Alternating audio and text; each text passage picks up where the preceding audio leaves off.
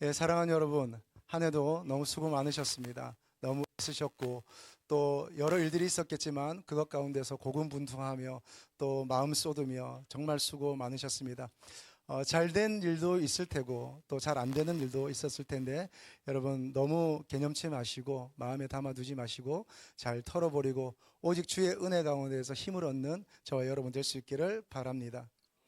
한 해는 어떻게 더 성장하셨는지요? 올 한 해는 어떻게 더 발전되었는지요? 여러분, 우리가 남과 비교해서 꼭 잘해야 하는 것은 아닐 텐데, 그러나 저는 꼭 비교의식을 가진다면 저는 이러면 좋겠습니다. 어제의 나보다 오늘의 내가 더 성장했는가? 오늘의 나보다 내일의 내가 더 성장하는가? 어제의 나보다 오늘의 내가 하나님께 더 가까이 가는가? 어제의 나보다 오늘 내가 더 거룩해지는가? 그래서 어제의 나보다 오늘의 내가 또 그리고 오늘의 나보다 내일의 내가 더 하나님 앞에 성장하고 거룩하고 빛이 되어 간다면 그것은 열매인 줄로 믿습니다. 그 은혜가 있기를 간절히 바랍니다. 제가 말씀을 준비하다가 이 우즈베키스탄의 민화가 하나 생각이 났어요. 그래서 다시 한번 찾아봤는데 코칸테라는 지방에 남북한 왕이 있었답니다. 그 왕은 여러분 차를 잘 마시는 나라들이 있잖아요. 물론 영국도 그러하거니와 여러분 중동에 차를 많이 마십니다. 차를 마시는데 찻잔을 너무 귀하게 생각하는 그 찻잔을 수집하는 왕이 있었는데 자기가 평생도록 그 한 찻잔만 마시면서 그 찻잔을 너무 귀하게 생각하는 왕이 있었어요. 근데 그 왕이 잔치를 벌이다가 그만 그 찻잔을 떨어뜨려서 깨버리고 만 겁니다. 왕이 너무나 마음이 아파서 이 많은 도자기 공들을 불렀습니다. 그리고 불러서 이 찻잔을 다시 복원해라. 복원하지 못하면 다 죽일 거다. 그렇게 어디서 많이 들어본 얘기 같죠? 예, 그런 일들을 했던 거죠. 그랬더니 많은 도자기공들이 난리가 났습니다. 그러다가 이 도자기공이 이 우스만이라는 이 아주 오래되고 굉장히 이 도자기를 잘 만드는 장인에게 찾아갔습니다. 그래서 이 우스만에게 한번 해보라고 그렇게 얘기를 했는데 이스만이 왕을 찾아갔습니다. 왕을 찾아가서 그 찻잔을 저에게 주십시오. 제가 다시 복원해 드리겠습니다. 그리고 그것을 보자기에 쌌습니다. 그리고 왕이요, 저에게 1년만 주십시오. 1년만 주시면 이 찻잔을 다시 원상복귀해 드리겠습니다. 하고 가져갔습니다. 1년이 됐습니다. 쌌던 보자기 그대로 가져와서 다시 왕 앞에 펼쳤습니다. 그 보자기 안에는 깨진 흔적도 없는 그 찻잔이 다시 있는 겁니다. 어떻게 한 걸까요? 네, 무슨 마술을 부렸을까요? 방법은 하나입니다. 그 깨진 찻잔은 우스만의 집 구석에 두고 1년 동안 연구해서 똑같이 만든 겁니다. 여러분, 이거 우리에게 시사하는 바가 있는 것 같습니다. 우리는 어떻습니까? 우리도 살다 보면 찻잔이 깨질 때도 있고 인생의 찻잔이 금이 갈 때도 있고 또 내 마음의 찻잔이 깨질 때도 있고 유리그릇 같은 내 심령과 영이 깨질 때도 있는데 어쩌면 우리는 자꾸 그 깨진 찻잔, 깨진 물병, 깨진 유리, 그 깨진 인생, 깨진 과거, 깨진 관계 그거 붙들고 그거 어떻게 더 붙여볼 수 없나, 더 살려볼 수 없나 그렇게 고심하면서 내 마음과 에너지를 쏟으면서 사는 인생이 아닌가 싶습니다. 여러분 어떻게 하시겠어요? 그 깨진 찻잔 붙들면서 사내 죽네 살리네 죽이네 하실까요? 아니면 그거 그냥 두고 새로운 찻잔 붙잡고 새로운 차를 마시는 인생, 그 여유로운 인생을 사시겠습니까? 그럼 이제 2024년을 매듭짓는 마지막 예배의 시간입니다. 마지막이지만 마지막이 아니죠. 새해는 오는 것이고 그리고 새해가 밝게 됩니다. 그럼 성부용신 예배를 통해서 우리가 새해를 맞이하게 될 텐데 여러분 분명히 하시고 기억하시면 좋겠습니다. 해가 바뀐다고 해서 시간이 바뀐다고 해서 내가 새 사람이 되는 것은 아닙니다. 다만 그런 기분을 조금 얻는 것이지 시간이 바뀌고 새해가 온다고 해서 내가 새 사람이 되는 것은 아닙니다. 여러분 우리 한 해를 어떻게 마무리해야 될까요? 여러분 오늘 그 말씀을 좀 나누어 보겠습니다. 이제 우리가 송구영신 예배도 드리고 새해도 맞이하고 또 어떤 새로운 삶을 살아가기 위해서 결단도 하고 할 텐데 여러분 새해를 맞고 새 시간을 맞이하는 이쯤에 우리가 해야 할 일이 있습니다. 그거 세 가지로만 정리하고 오늘 함께 기도하겠습니다. 첫째는요, 썩어져가는 옛 구습을 쫓는 옛 사람을 버려야 합니다. 옛 사람을 벗어야 합니다. 썩어져가는 옛 구습을 쫓는 옛 사람을 버리고 새 사람으로 덧입어야 합니다. 그럼 에베소서 4장 22절 24절 같이 읽겠습니다.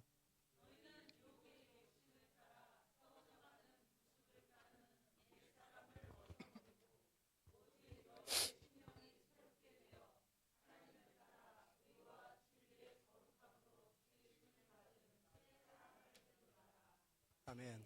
다시 말씀드리지만 새로운 시간이 되었다고 해서, 새로운 장소로 옮겼다고 해서, 또 새로운 사람을 만났다고 해서 새로워지는 인생이 되는 것은 아닙니다.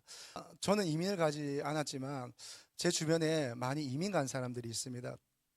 제가 함께 청소년 사역했을 때에 그때 있었던 우리 제자들도 어느새 여러 사람 이민을 갔더라고요.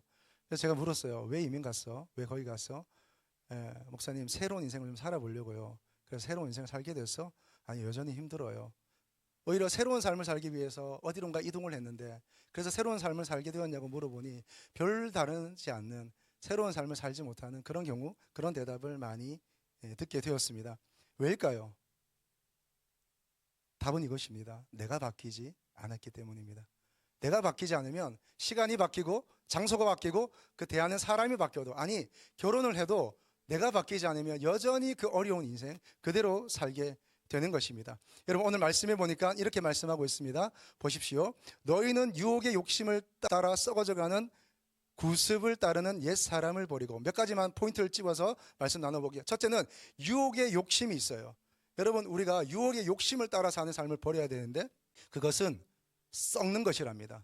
썩지 않는 것은 하나님밖에 없고 썩지 않는 것은 하나님의 말씀밖에 없습니다. 썩지 않는 것은 하나님이 우리를 향한 사랑밖에 없습니다.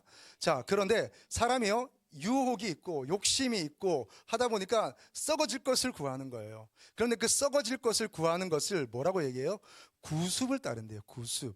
여러분, 구습이라고 해서 옛날의 습관이라는 건데, 여러분, 이 구습의 원래 헬라어 원어의 뜻 중에 길이라는 뜻이 있습니다. 길. 그러니까 구습이란 뭐냐면 내가 그렇게 길들여진 거예요. 썩어져가는 구습이라는 것은 내가 유혹을 받고 내 욕심과 내 안에 있는 그 죄성으로 말미암아 내가 그렇게 살아온 내 인생의 습관, 길들여진 것을 말합니다. 여러분, 사람이 처음에 신발을 샀을 때는 다 깨끗하고 좋은 길들여지지 않은 신발이죠. 그러나 사람이 신는 신발에 따라서 그 신발은 길들여지게 되어 있습니다. 어떤 걸음을 걷느냐에 따라서 안쪽이 닳기도 하고 바깥쪽이 닳기도 하는 겁니다. 옷을 입으면 어떨까요? 여러분, 기계라고 관계없을까요? 차도 운전하는 사람에 따라서 그 차가 길들여지게 되어 있습니다. 여러분, 생명이 없는 물건도 그러하거니와 생명이 있는 우리는 더욱더 그렇습니다. 우리가 인생을 사는 것, 그것은 그저 한 시간 이 잠깐을 그렇게 하는 게 아니라 그것이 반복되면 우리의 구습, 길들여져 가는 거죠. 여러분, 길들여진 사람이 있습니다. 길이 나 있어요. 여러분 어떤 길이 나 있습니까? 여러분의 인생, 여러분의 삶, 여러분의 행동, 여러분의 언어는 어디로 길이 나 있습니까? 여러분, 태어날 때부터 그런 길들이 나 있는 사람들이 있어요. 무엇을 하기만 하면 화가 나는 사람, 화가 길들여져 있는 사람이 있습니다. 부정적인 말을 하는 사람들의 길들이 있습니다. 그리고 내가 하는 습관들, 내가 반복하는 것들, 내가 다 길들여져 있는 거죠. 여러분, 우울증도 습관이라고 합니다. 많은 뇌과학자들이 우울증은 병이긴 한데, 마음의 감기긴 한데 그것도 습관과 관련이 있다는 거죠. 자꾸 내가 부정적이고 어둠의 생각들을 하면 그것들이 커져 가는 거죠. 여러분, 무엇에 길들여져 계십니까? 신앙생활도 마찬가지입니다. 여러분, 신앙생활은 무엇입니까? 제가 누차 말씀드린 것처럼 신앙생활은 교회생활이 아닙니다. 교회생활은 신앙생활이라고 하는 큰 틀에서 하나의 일부분이지, 그 교회생활이 여러분 오늘 교회 와서 예배드리는 것이 여러분의 신앙생활의 전부는 아닙니다.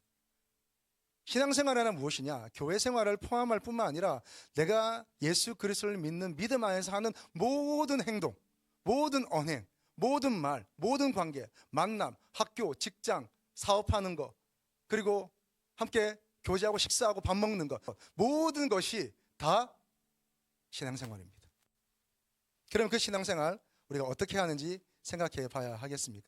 여러분, 세계가 바뀌면 뭐 하겠습니까? 새로운 시간이 오면 뭐 하겠습니까? 새로운 장소가 오면 뭐 하겠습니까? 여러분, 제가 죄책감을 드리려는 생각은 아니지만 지난주에 제가 분노를 다스리는 지혜에 대해서 말씀을 나눴습니다. 얼만큼 그 지혜를 활용하셨어요? 얼만큼 그 지혜대로 그렇게 사셨어요? 그래서 얼마나 분을 다스려 보고 하셨습니까? 여러분, 내가 바뀌지 않고 내가 여전히 그 썩어져가는 구습을 따르는 그 난 길을 향해서 가는 것을 바꾸지 않고 새로운 길로 가지 않으면, 말씀의 길로 가지 않으면, 예수 그리스도의 길로 가지 않으면, 여러분 설교를 들으면 뭐 하겠어요? 예배를 드리면 뭐 하겠습니까? 여러분 죄송해요. 예수를 믿으면 뭐 하겠어요? 예수를 믿어도 여전히 내 악한 본성 그대로 살아간다면 여러분 안 믿는 이만 못한 경우도 많아요. 우리 어떻게 하겠습니까? 여러분 이제 새해가 올 텐데 새해를 기다리지 마십시오. 새해는 없습니다. 여러분 시간의 끝이 어디 있고 시간의 시작이 어디 있습니까? 하나님은 영원하신데요. 여러분 사람이 그 새해를 만든 것 아니에요? 그렇죠 여러분. 그러면 새해가 진짜 새해 되려면 어떻게 해야 돼요? 썩어져가는 옛 구습 그거 버려야 되는 거예요. 말부터, 먹는 것부터, 행동하는 것부터, 내 작은 하나의 습관까지 내가 고치지 않고 변화시키지 않으면 새로운 일은 없는 것입니다. 자, 그러면 여러분 우리가 어떻게 새 사람이 될 수 있을까요? 썩어져가는 옛 구습을 버리고 심령을 새롭게 함으로 새 사람이 될 수 있을까요? 심령을 새롭게 하라고 그랬어요. 오직 너희는 심령을 새롭게 돼요. 심령이 새롭게 되어야 되는 거예요. 그럼 어떻게 심령이 새롭게 될까요? 여러분 시편 51편 10절의 말씀 같이 보겠습니다. 시편 51편 10절의 말씀입니다. 내 속에 정한 마음을 창조하시고 내 안에 정직한 영을 새롭게 하소서. 아멘. 자 여러분 우리가 썩어져가는 옛 구습을 버립시다. 그리고 그 옛 사람을 벗읍시다. 그리고 새 사람을 입읍시다 하는 것은 구호를 외치자는 게 아니에요. 처세술을 만들자는 것도 아니고 자기 개발을 하자는 것도 아닙니다. 말 좀 바꾸자는 것도 아니에요. 그것이 되기 위해서는 진짜 우리 안에 내면의 변화가 있어야 되는데 그것이 되기 위해서는 성령의 역사가 있어야 됩니다. 성령의 역사. 하나님이 아니고서는, 성령이 아니고서는, 예수 그리스도의 영이 아니고서는 우리가 행동 조금 바꾼다고 하지만 작심삼일이 될 겁니다. 이내 옛사람으로 돌아갈 겁니다. 그러면 우리가 말을 좀 바꾸는 것으로 되지 않고요, 행동 조금 바꾸는 것으로 되지 않습니다. 물론 그런 결단도 필요합니다. 그런 결단이 필요 없다는 게 아니라 그런 결단과 그런 마음이 필요하겠지만 더 근원적으로 그렇게 보이는 것 아닌 그 안에 내면의 세계가 바뀌어야 되는 거죠. 그래서 성령으로 가능한 줄로 믿습니다. 우리 어떻게 해야 될까요? 성령의 도우심을 구하십시오. 그리고 성령님 역사해 주십시오. 하나님 내 안에 정직한 영을 새롭게 하여 주옵소서. 내 안에 정한 영을 창조하여 주옵소서. 영이 바뀌지 않으면요 혼이 바뀌지 않습니다. 혼은 뭡니까? 지정의잖아요. 내 영이 안 바뀌면 내 지적인 부분도 바뀌지 않아요. 내 감성적인 부분도 바뀌지 않고 어떤 것도 바뀌지 않습니다. 그리고 그것이 바뀌어야 내 육체도 바뀌는 거죠. 여러분 무엇이 더 근원적인 것입니까? 내 영이 성령으로 충만하시기를 주님의 이름으로 축복합니다. 아멘. 여러분 제가 책을 하나 만났는데요, 습관을 바꾸면 죄를 이긴다라는 책에 이 목사님께서 너무 귀한 말을 이렇게 써놓으셨더라고요. 제가 함께 읽어드리겠습니다. 좋은 게 아니다. 편한 게 아니다. 현실에 안주하기 때문에 더 나은 삶으로 나아가지 못한다. 불편을 감수하고 변화를 시도하면 변화는 반드시 일어난다. 그러나 변화가 두려워서 시도하지 않는다면 그냥 그 수준의 삶을 살 수밖에 없다. 새로운 차원의 인생으로 업그레이드 시키려고 한다면 거룩한 불만을 가져야 한다. 아멘이십니까? 네, 동의하시죠? 거룩한 불만을 가지시기를 바랍니다. 영이 새로워지시고 그리고 삶의 습관이 바뀌기를 축복합니다. 그래야만 내 삶이, 내 주변이 바뀌는 것이죠. 자, 첫 번째는 여러분 썩어져가는 옛 구습을 따르는 옛 사람을 버리고 심령을 새롭게 되어 새 사람을 입으시기를 바랍니다. 두 번째는요, 지나간 것은 잊어버리고 지우십시오. 여러분 지나간 일들이 얼마나 많습니까? 우리가 경험한 것이 많고 들은 말이 얼마나 많고 그리고 내가 내뱉은 말도 많고 그리고 우리가 경험하고 정보로 취하고 또 내가 그 말 때문에 기분 나빠하고 아파하고 분노하고 했던 것들이 얼마나 많습니까? 여러분 어제는 어땠습니까? 이번 한 주는 어땠습니까? 지난 하반기는 어땠고 2024년 한 해는 여러분 어땠습니까? 어떻게 지내오셨습니까? 많은 일들이 있었잖아요. 우여곡절이 있었는 줄로 압니다. 그러나 여러분 어떻게 하시겠어요? 그거 자꾸 안에 담아 놓으시겠어요? 그거 붙들고 계속 하시겠어요? 그 분함, 그 서러움, 그 눈물, 그 아픔 계속 붙잡아 가셔서 여러분의 것으로 가져가시겠어요? 여러분 권면드립니다. 무슨 일이 있든지 마음으로 받지 마십시오. 무슨 일이 있든지 몸으로 받지 마십시오. 여러분 일이 있을 수 있습니다. 여러분 인생 사는데 좋은 일만 있을까요? 희노애락이 다 있습니다. 그런데 그거 온 마음으로 다 받고 온몸으로 다 받고 그것이 내 마음의 그릇에 가득 채워서 그렇게 하면 내 마음도 병나고 내 몸도 병이 나는 거예요. 사람이 다 마음의 병이 있거든요. 그거 왜 그럴까요? 내가 담아두기 때문이에요. 내가 담아두기 때문에. 여러분 털어버릴 수 있기를 축복합니다. 여러분 잘 아시는 김미경 대표가 있습니다. 김미경 강사가 있는데 이 김미경 강사가 원래 모태신앙이었대요. 언니가 목사랍니다. 근데 이제 회사를 차려서 이렇게 열심히 살다 보니까 회사가 잘 된 거죠. 그러다가 성공해서 잘 나가니까 교회를 떠났습니다. 교회가 떠났는데 근데 회사가 잘 나가던 회사가 어려움이 닥친 거예요. 그래서 이 위기를 어떻게 할지 몰라서 어디 부탁할 데도 없고 이렇게 하다가 어느 날 화장실에 앉아 있는데 밖에서 여직원들이 이렇게 수다를 떨더랍니다. 회사가 어려워지면 사장을 바꿔야 돼 라는 얘기를 하더랍니다.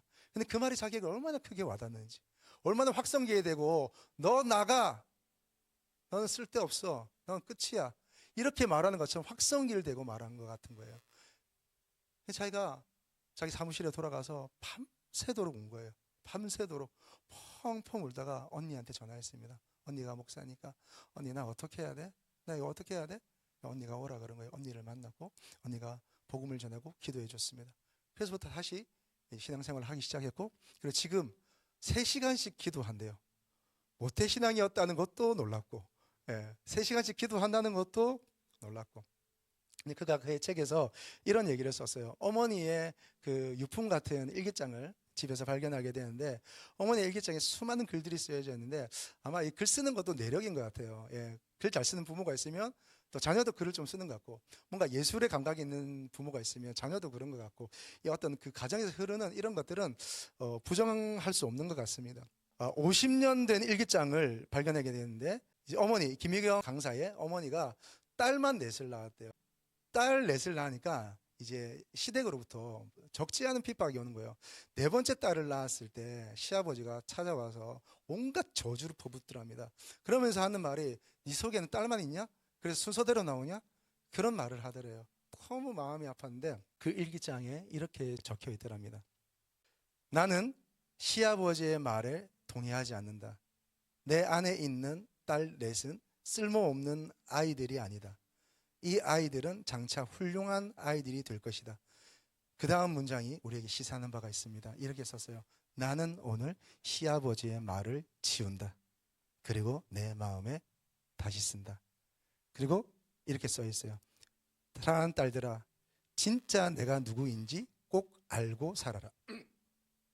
지우개로 지우고 새로 쓰는 내가 바로 너다. 몇 번이고 지워도 되니 겁내지 말고 다시 써라. 책 표지 보이세요? 작은 글씨가 보일지 모르겠는데 그 작은 글씨에 이렇게 써 있어요. 열심히 살면 모든 것이 잘 될 줄 알았다. 여러분 열심히 산다고 되는 게 아니에요. 최선을 다한다고 되는 게 아닙니다. 바쁘게 산다고 재테크를 잘한다고 잘 살아지는 게 아닙니다. 부자는 될 수 있어요. 잘 살아지지 않습니다. 하나님의 은혜가 있어야 합니다. 하나님의 은혜가 있어야지 은혜로 사는 거지. 여러분 은혜로 사는 것이지 능력으로 사는 게 아니거든요. 하나님의 은혜가 있기를 축복합니다. 여러분 다 지워버리세요. 은혜 가운데 다 지워버릴 수 있기를 축복합니다. 여러분 이스라엘 사람들의 새해가 있습니다. 이스라엘 사람들의 새해 로시 하샤냐라고 합니다. 로시 하샤냐는 우리가 성경에서 잘 알고 있는 나팔절입니다. 우리에게는 새해가 구정, 설날이잖아요. 근데 이스라엘 사람에게 새해는 구정은 로시 하샤냐, 나팔절입니다. 나팔절. 나팔절이 유대 달력으로는 7월 1일이고요. 지금 서기로서는 한 9월 11일 정도가 됩니다. 10일에서 12일, 9월인 거죠. 9월에 이미 새해가 거의 시작이 되었습니다. 로시 하샤냐, 새해가 되면 이들이 먹는 음식들이 있어요. 꿀을 먹어요. 단 음식을 먹게 돼요. 그리고 나팔을 불어요. 이렇게 쇼를 입고 나팔을 붑니다. 그리고 만찬을 차려놓고 이들이 어떤 일을 하면 그간 관계 안 좋았던 사람들, 그리고 자기 마음을 아프게 했던 사람들, 또 자기가 실수했던 사람들을 초청하는 거예요.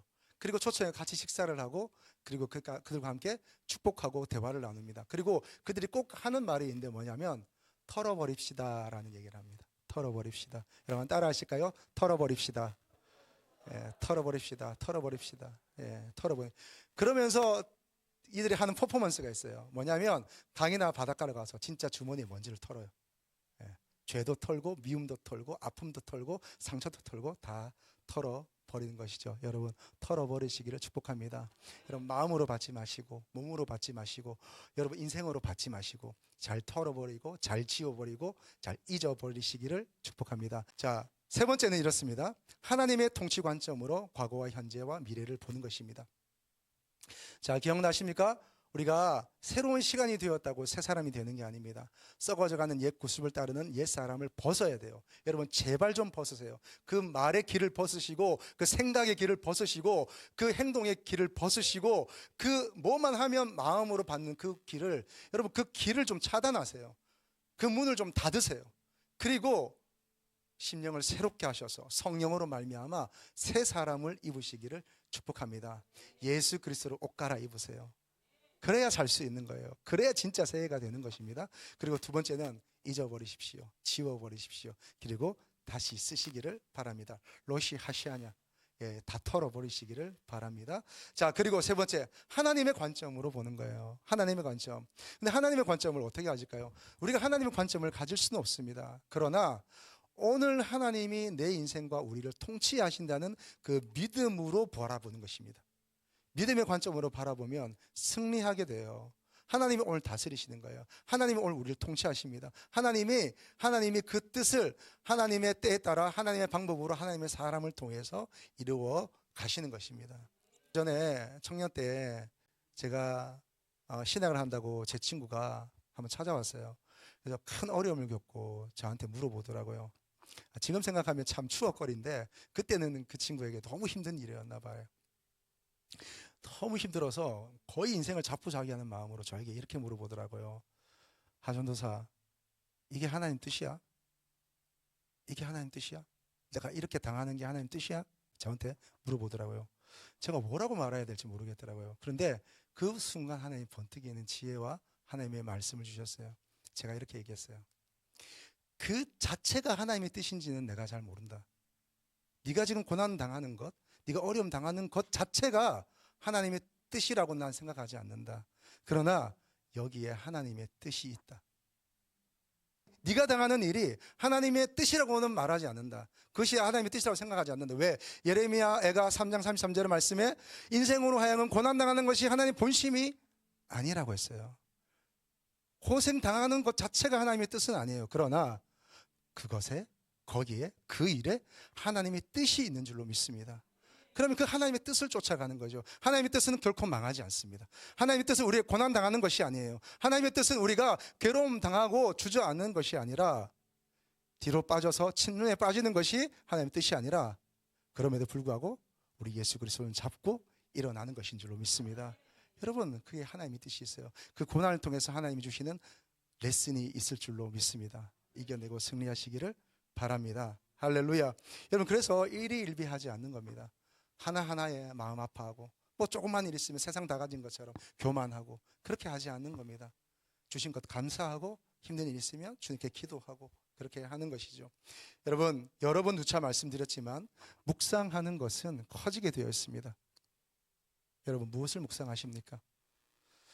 여러분, 오늘 많은 사람들이 묵상하며 살아가요. 쉬운 말로 말씀드리면 생각하는 것은 커지게 되어 있습니다. 우리는 말씀만 묵상한다고 생각하시죠. 여러분, 그렇지 않습니다. 여러분 말씀만 묵상하는 게 아니라 여러분 삶을 묵상해요.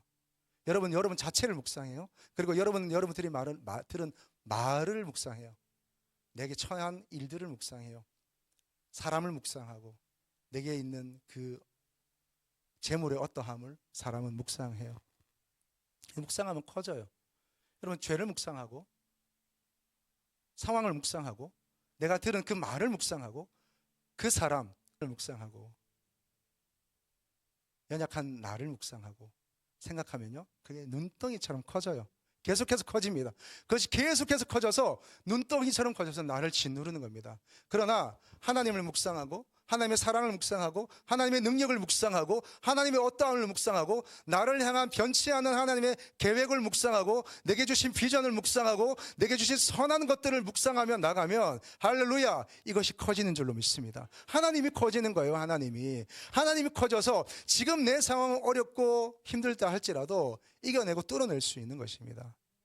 여러분, 하나님 묵상하시기를 축복합니다. 묵상하는 것은 커지게 되어 있습니다. 내가 오늘 당한 일이 하나님의 뜻이 아니라 거기에 하나님의 새로운 계획이 있는 것이에요. 할렐루야. 여러분, 욥이 고난을 당했습니다. 욥이 고난 당한 후에 그는 이렇게 얘기를 해요. 그가 주님을 향해서 말하기를 나의 가는 길 오직 주님이 아시나니 내가 이것이 끝난 후에는 내가 정금같이 나오리라 얘기했어요. 이건 너무나 잘 아는 말씀이죠. 그런데 그가 이 고난의 끝, 그리고 이 욥기가 끝날 즈음에 이 욥은 이런 고백을 해요. 제가 읽어드리겠습니다. 내가 죽게 되하여 귀로 듣기만 하였사오나 이제는 눈으로 주를 배움나이다. 할렐루야. 여러분, 고난 가운데서 그 고난만 아파하고 힘들어하지 마시고 고난 가운데 계신 하나님을 볼 수 있기를 축복합니다. 보는 사람이 있고요, 듣는 사람이 있습니다. 여러분, 듣고 넘어가는 사람이 아니라 여러분 만나서 하나님을 영적인 눈으로 볼 수 있기를 축복합니다. 예레미야 29장 11절 말씀에 여호와의 말씀이니라 너희를 향한 나의 생각을 내가 하나니 평안이요 재앙이 아니라 너희에게 미래와 희망을 주는 것이니라. 하나님의 뜻은 우리에게 미래와 희망을 주는 것입니다. 자, 여러분 기억하십시오. 어떤 일이 있을 때마다 그저 연약한 내 육체의 눈으로 보지 말고 내 좁디 좁은 생각의 눈으로 보지 말고 하나님의 통치의 관점으로 볼 수 있길 바랍니다. 하나님이 다스리십니다. 하나님이 이루시고요, 하나님이 행하십니다. 오늘 내가 이것을 지나가는 것은 하나님의 완벽한 그림을 그리기 위해서 한 어두운 부분을 명암을 조율하기 위해서 그리신다 생각하시면 되겠습니다. 승리하시기를 바랍니다. 그래서 어떻게 해야 될까요? 기도의 자리에 있는 겁니다. 기도의 자리에 서 있는 겁니다. 아침으로, 낮으로, 저녁으로 기도하시는 겁니다. 기도하는 자리에 나가서 하나님께 맡기고 하나님께 토로하십시오. 시편 37편 5절에 내 길을 여호와께 맡기라 그를 의지하면 그가 이루시고 라고 하셨어요. 로마서 12장 12절 말씀에 소망 중에 즐거워하며 환난 중에 참으며 기도에 항상 힘쓰며. 소망 중에 즐거워하십시오. 환난 중에 잘 참으시고 기도하시기를 바랍니다. 여러분, 그래서 새해부터 새벽 기도가 시작되는데 새벽 기도 나오세요. 저녁에 기도하시고요. 그리고 여러분 금요일 라마나 요새에 나오십시오. 여러분, 뭐가 살 길입니까? 기도가 살 길입니다. 기도만이 살 길이요. 하나님 앞에 나아가서 맡기십시오. 언제 하나님의 관점이 열릴까요? 가만히 있으면 열릴까요? 아니요. 기도하고 말씀을 읽고 듣고 연구하고 묵상하고 그 말씀대로 살아갈 때 하나님이 열어주시는 길들이 열리는 것이죠. 말씀 정리하겠습니다. 새해가 온다고 새해가 아닙니다. 새로운 장소에 간다고 새로운 인생이 펼쳐지는 건 아닙니다. 썩어져가는 옛 구습 계속 따라가서 그 길난 길로만 살아가면 여러분 인생은 바뀌지 않습니다. 그래서요, 심령을 새롭게 하십시오. 성령으로 충만하시기를 축복합니다. 그래서 새 사람을 입으십시오. 지나간 것은 지워버리고 잊어버리십시오. 만각의 은혜가 있기를 축복합니다. 그리고 어떻게 해야 될까요? 여러분, 하나님의 관점으로 볼 수 있기를 바랍니다. 그렇게 할 때 새해가 진짜 새해 될 것입니다. 새 장소가 새 장소가 될 것입니다. 할렐루야. 주님의 이름으로 축복합니다.